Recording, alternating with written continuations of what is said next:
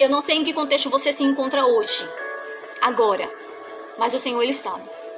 Não deixe que o inimigo use as dificuldades, as lutas, as guerras, as quedas, as falhas, para determinar aquilo que vai ser ou que vai acontecer no teu futuro. Não, não.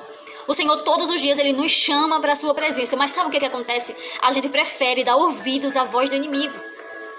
E por a gente dar ouvido à voz do inimigo, a gente retarda aquilo que Deus Ele quer fazer na nossa vida. Porque nós preferimos dar ouvido à voz do inimigo do que dar ouvidos à voz de Deus. Você possa dar ouvidos à voz de Deus, à voz do Espírito Santo que diz assim: apesar de tudo aquilo que aconteceu na tua vida, eu ainda quero te usar. O que aconteceu na tua vida não pegou Deus de surpresa, não. Às vezes a gente peca, a gente falha, a gente erra e a gente diz assim: decepcionei. Jesus, eu te decepcionei.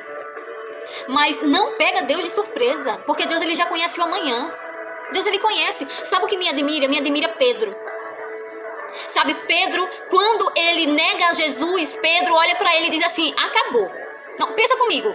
Pedro negou o Filho de Deus, a quem ele passou praticamente 3 anos com ele, aprendendo, vendo Jesus curar, vendo Jesus ressuscitar. E no dia que Jesus mais precisou, Pedro negou Jesus. Imagina o que Satanás colocou na mente de Pedro: ei, acabou. Acabou. Tu negasse o Filho de Deus. Acabou. E o que é que acontece quando Jesus Ele ressuscita? Ele diz assim: ei, manda chamar Pedro.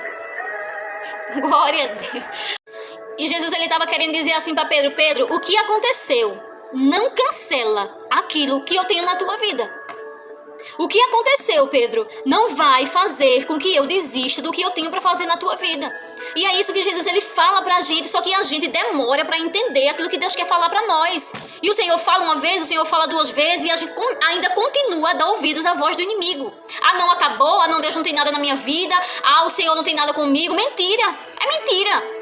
A gente que tem que se posicionar no mundo espiritual e dizer assim: o que aconteceu não vai cancelar aquilo que Deus tem na minha vida.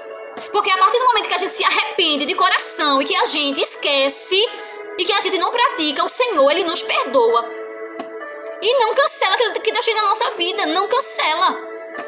E Deus diz assim: apesar do teu passado, apesar das tuas falhas, apesar das tuas quedas, não cancela o que eu tenho na tua vida.